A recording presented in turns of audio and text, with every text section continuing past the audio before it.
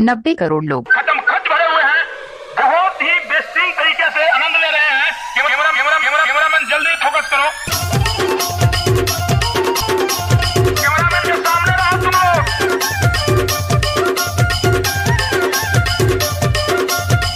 DJ बेश्री Shiv Madhavi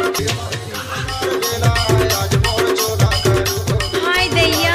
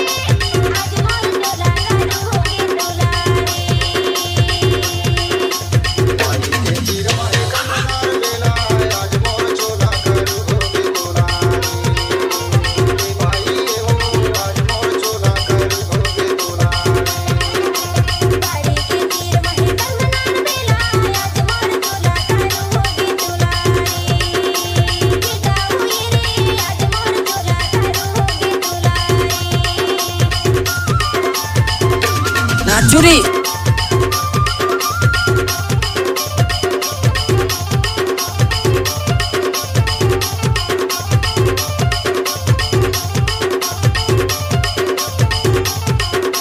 DJ बेश्री Shiv Madhavi